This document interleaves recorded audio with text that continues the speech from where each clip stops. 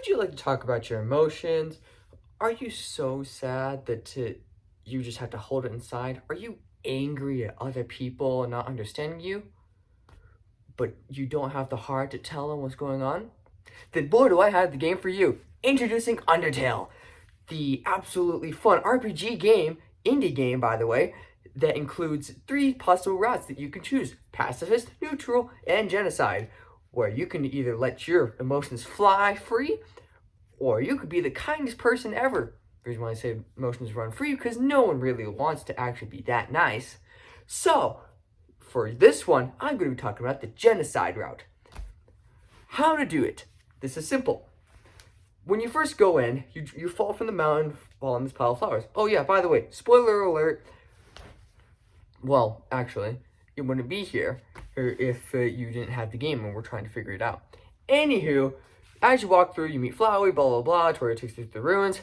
So by the time you get into the ruins, you do this whole thing where you chase Toriel and other stuff. Once you get to the part that's the room after that long hallway where you chase Toriel, you just run around and grind. It's the whole genocide route is about grinding. It's supposed to be boring. It's supposed to be difficult. It's supposed to be hard. That's how Toby made it. He wanted people to move away from this. He didn't want people to do this. So he made it exactly how a genocide route would be. So he made it super boring, super hard, and super annoying. So what you do is you walk around and do a bunch of killing. Just murder mercilessly. You keep going until at some point in the save file, or until you don't get any more fights, then that's when you continue. A note, however, is to make sure you know which fight to look for. Is when no monsters show up, and it says in very small text in the corner at the box, it says, but nobody came. That's how you know you're free to go. Remember to save here, because if you die, then you have to do all that. But I'm pretty sure you'll be doing that a bunch, because every now and then, if you're lucky, you'll see it says determination above instead of the original text. You walking around in the leaves fills you with determination. Just says determination. That's how you know that you can continue. And by the time you've done this, you should be at level 7. Once you've done this, you continue through the thing as you normally would. If you want, you can steal all the candy, monster candy. It's up to you. I find it pretty useless. You keep going, do a bunch of obstacles, another thing, then you reach Toriel. But remember to take the pie. You're going to need this for later on in some other fights. But you probably want to save it for the very last one, if you can guess who that is. But if you played Undertale before, you're an Undertale fan, you probably know who it is. Anywho, as you go through, you mercilessly kill Toriel, go through. Flowey finds this very funny and thinks that you are the named human, which, depending on your name, is what the status will say. Anyways, you go through, you meet Sans, blah, blah, blah, you talk, blah, blah, blah, blah. There should be another section where you just have at it.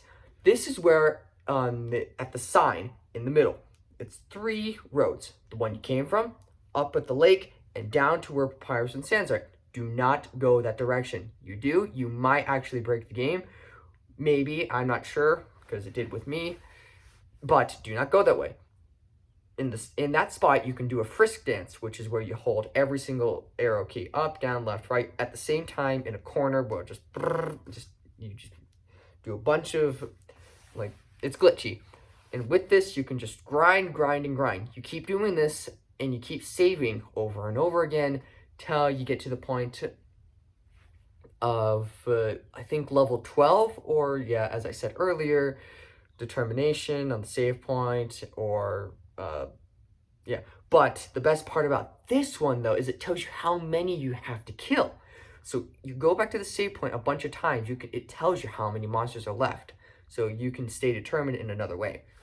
You keep doing that until it doesn't say how many monsters you have left, or until there's no more bosses. You do that, you go through the whole thing. You start noticing some changes, like you'll be skipping some things in normal neutral routes or pacifist routes. You'll be missing out on some things. This is another thing Toby wanted to do. He wanted to make it boring. So he left out a bunch of features. Things that you would normally see in like a neutral or pacifist. But because of this, you're just walking through a bunch of puzzles, ignoring everything, making Papyrus and Sans a little upset.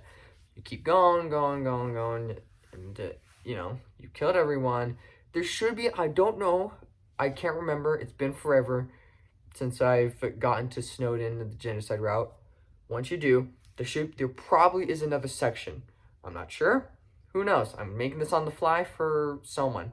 Anyways, you go and do that you kill all the monsters, blah, blah, blah. And then just so you know, I wouldn't recommend trying to do an EXP exploit. I tried that run to get a level 21 once I beat Sans. And anyways, that's besides the point. Just don't try it, because you might mess up. Only do a genocide route first, a normal one. Then do an EXP fly, or however you want to call it. Anyways, be Greater Dog, you go to Papyrus, you ignore the fight, just slice his head off, boom. There you go. You're in Waterfall. Waterfall has, I believe, 32 monsters.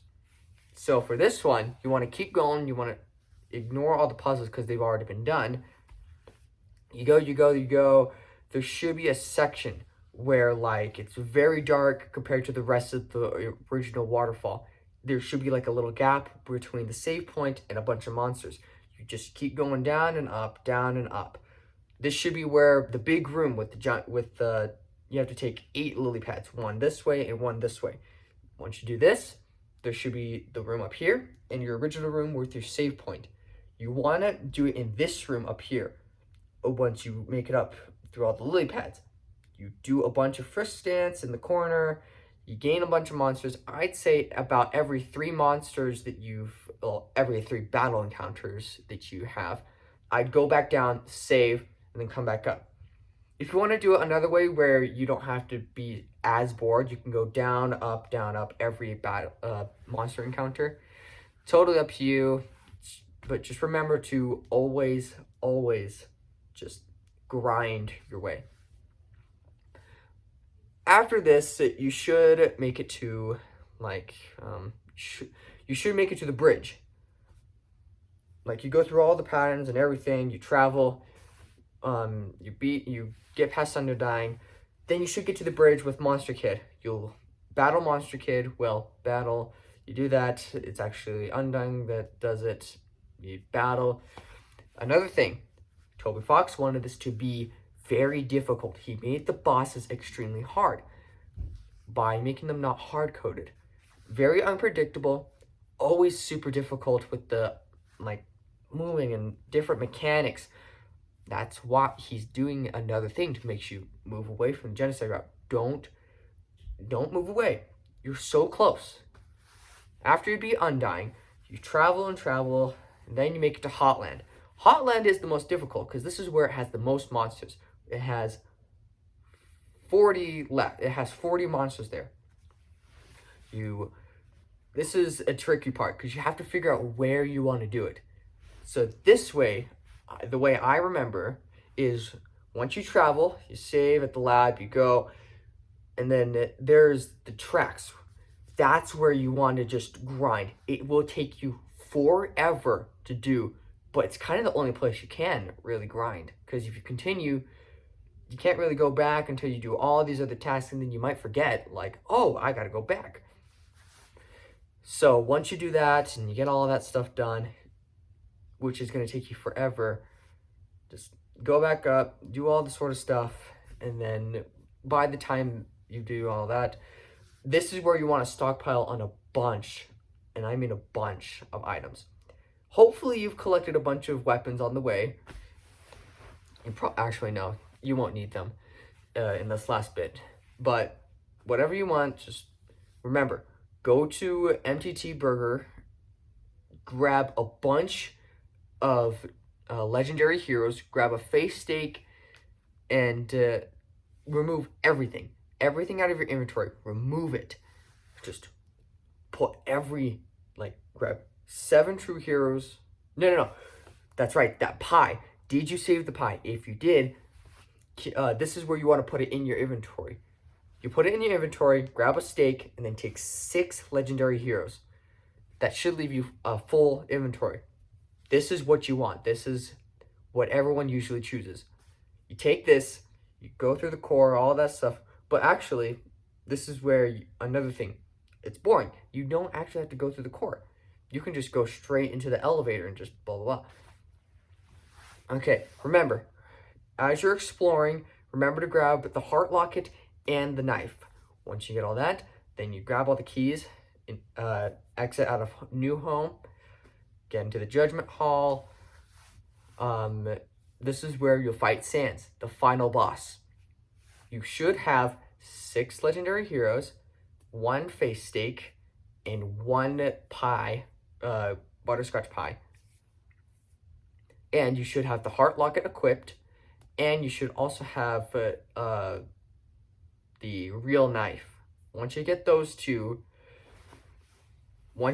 you should be in the Judgment Hall. This is where things are extremely difficult. Sans' fight is the longest of all and takes forever. He doesn't play fair and will do anything. His attacks have randomized, well, at least some of them. You can see a pattern, but it's still randomized at some points. It is very difficult. After you beat Sans, then you should make it through, go into the throne room, travel up, blah, blah, blah, you get to the barrier. You kill Asgore. I don't know why I did that. You kill Asgore, and then kill Flowey. There you go. You beat the genocide route. Must feel good, doesn't it? Anyways, after all that, you've finished. And by the way, if you want to replay, well, you're going to have to talk to her. Or him. I don't know. I don't think anyone really knows. Anyways, once you talk to them, a bunch of stuff, then you can replay with the risk of you maybe not doing neutral routes anymore. Anyways, you've done all that. There you go. You got yourself a genocide route. Hope you're happy. This is Agent Dwarf. I just did my first official walkthrough. Well, walkthrough. No other images or anything. It's going to be a pretty boring walkthrough. But I did it under 13 minutes at least, compared to other walkthroughs. Alright, have fun. Enjoy the tips that I gave you. Enjoy the fun facts I gave you about why Toby Fox hates the genocide route, yet he still puts it in. Have fun, enjoy it, and you, special person, if you know who I'm talking about, you're very welcome, and hopefully he can also do it. Alright, bye-bye.